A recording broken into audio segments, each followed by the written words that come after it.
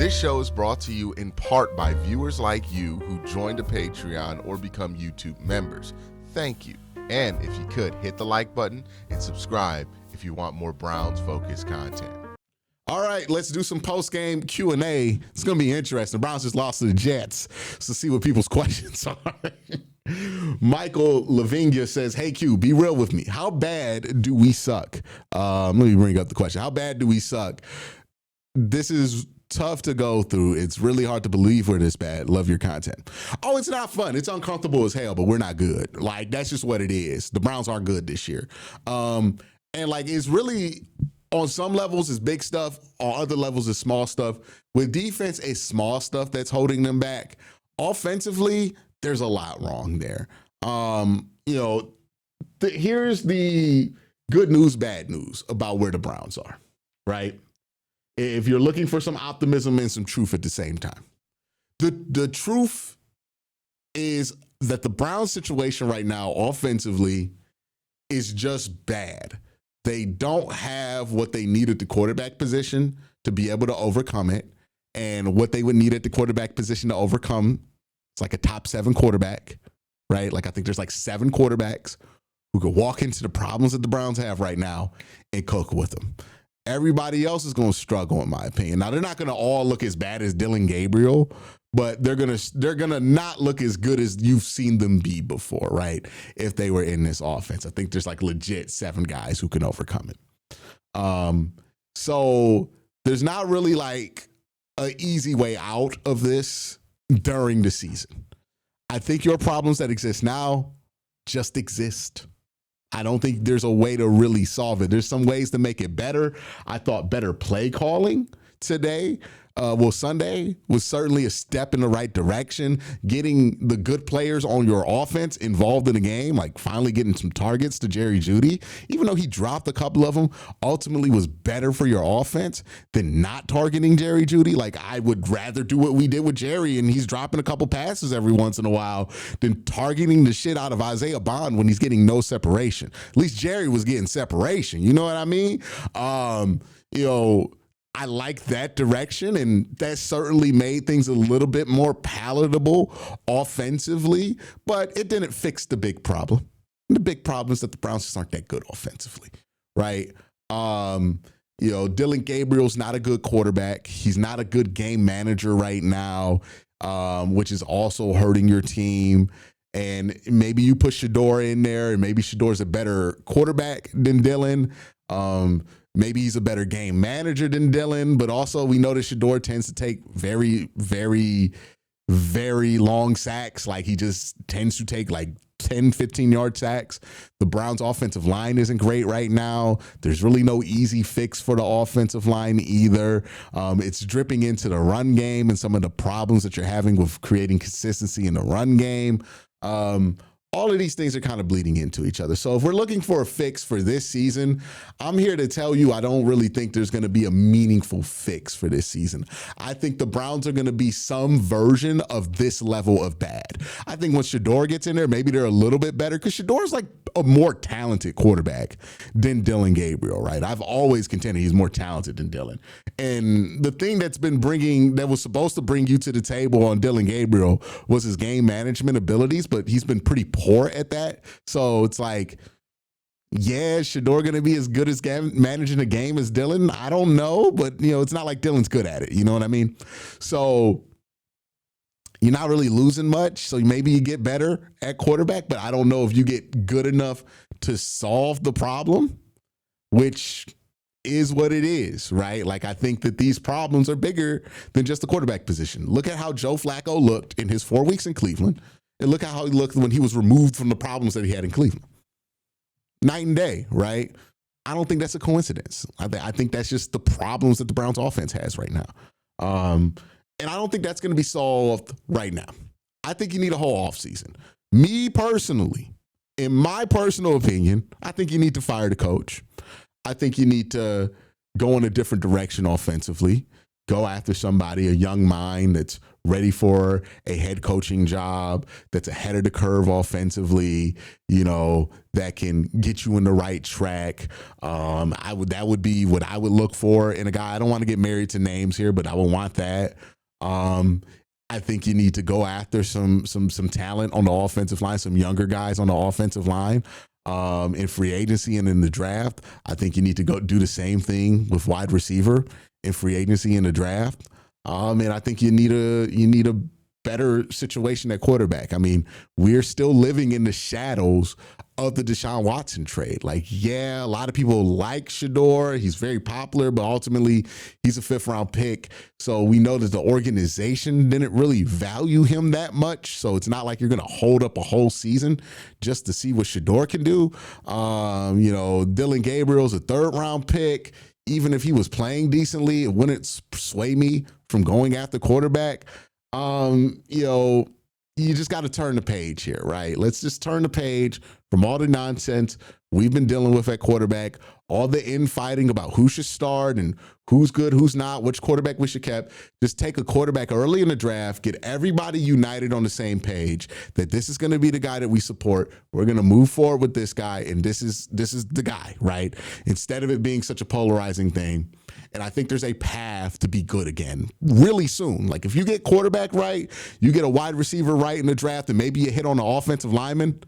If you get those 3 to hit, and look at how many guys they've hit on since 2023, Andrew Berry's draft record, it's been pretty damn good since 2023, especially when you consider the resources that he was working with in 23 and 24. You've done a good job with the drafting. If you get this final piece, I think people will be surprised how much different of a team this looks like. It'll be night and day. Right now it sucks. It's going to be uncomfortable, right? The Browns are fully in a cocoon right now. They're pretty useless. They can't do anything. They're not effective. They're not a threat. But what you're hoping is that they break out of that cocoon and blossom. We'll see what they do. But that's the upside. Browns have problems only an offseason can solve. But you make the right moves in the offseason, you got enough established talent on this roster and up-and-coming talent on this roster and draft picks and free agency that you could be better much faster than people think you could. Let's get to the next question. Daniel says this. What potential trade options could you see opening up in the offseason as far as the solution for left tackle? I know the free agency pool is kind of weak, but my second biggest concern for life with a new highly drafted quarterback behind a coach on the hot seat would be the blindside protection. Seems like some decent free agent options are out there for the interior offensive line, but how serviceable? How can we be serviceable at least at the offensive tackle? It's going to take Andrew Berry being creative. There's probably some guys who are going to pop open right to left tackle in Green Bay. He's in a precarious contract situation where he's at the last year of his deal, but it doesn't look like Green Bay wants to pay him. So maybe you're able to get him in free agency, or maybe he, you get some kind of franchise trade deal with him. Andrew's going to have to be creative with how he solves that problem. It can't just be, we got DeJuan Jones coming back. That can't just be the answer at left tackle. It has to be more intentional than that. You know what I mean? So we'll see what happens. You never know who's going to become available. Who would have thought Laramie Tunsil would have been traded, right? Last year when the Houston Texans traded him. Maybe you trade for Laramie Tunsil.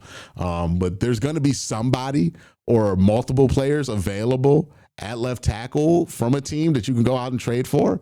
And, it's up to Andrew Berry to see if it makes sense to make those moves to get those guys.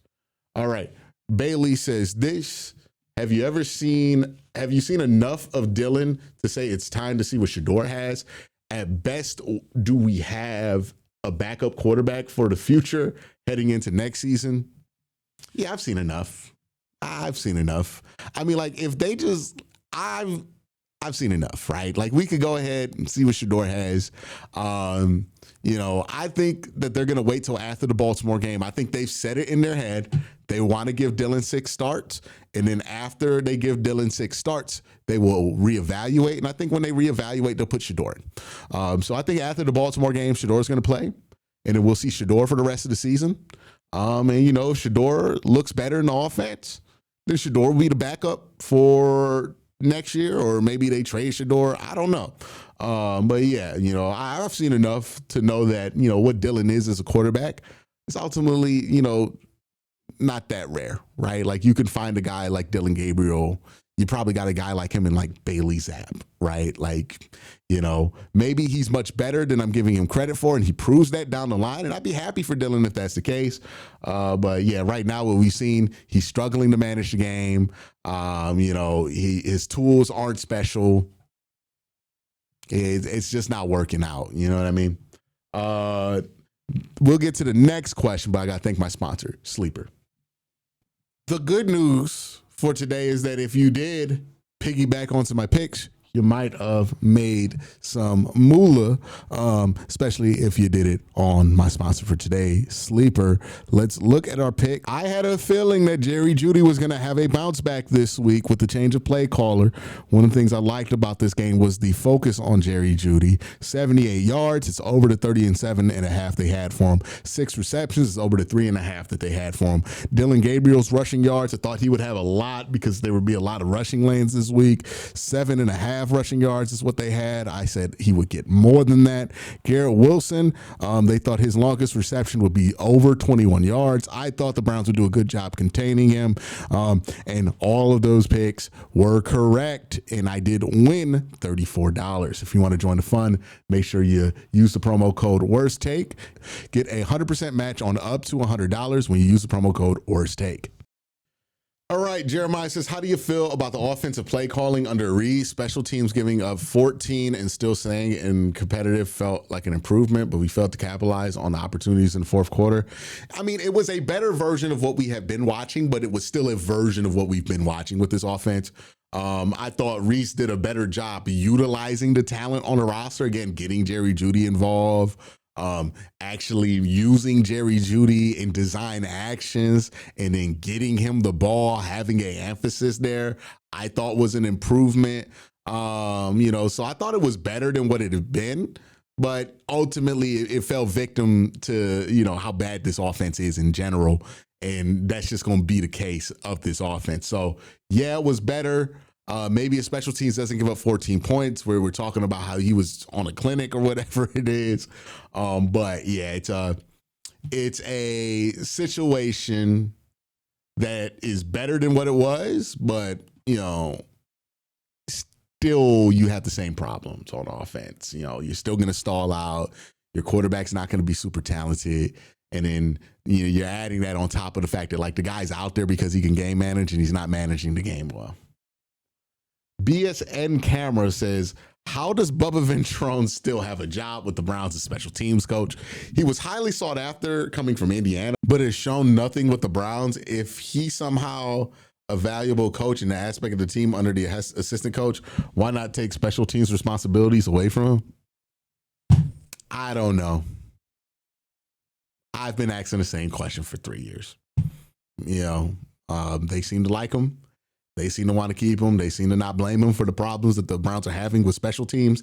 I mean, keep in mind last year, the Browns were good, right? The 11-win season. Part of what blew them up in the playoffs was that Dustin Hopkins popped his hamstring because they gave up a kick return touchdown in a blowout versus Houston.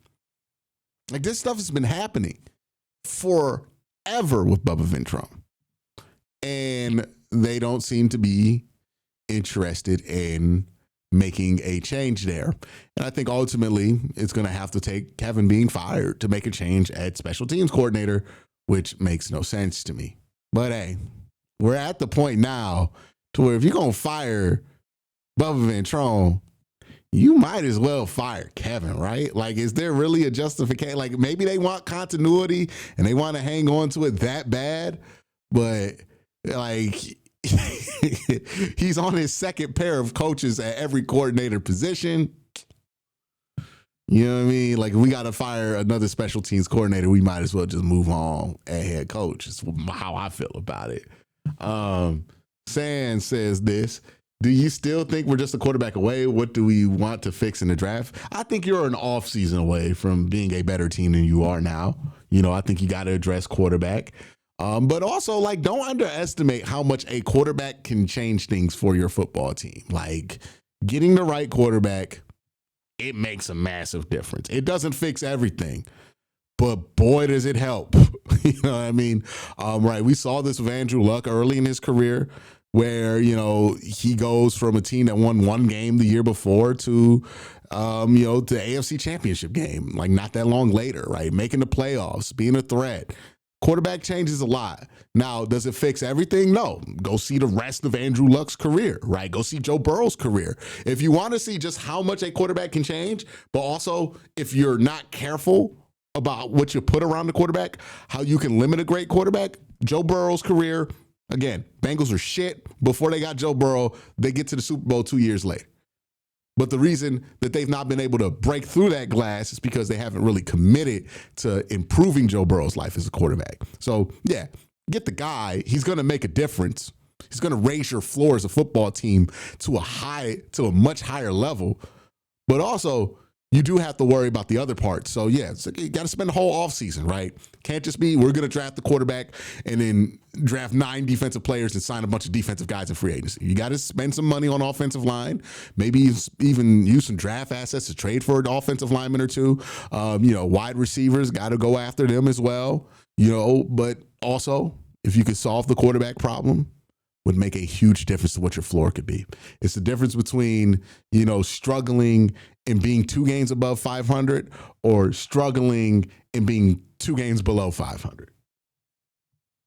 Next question comes from, how am I watching second string quarterbacks play better than our current first string quarterbacks? How do we fix this offense?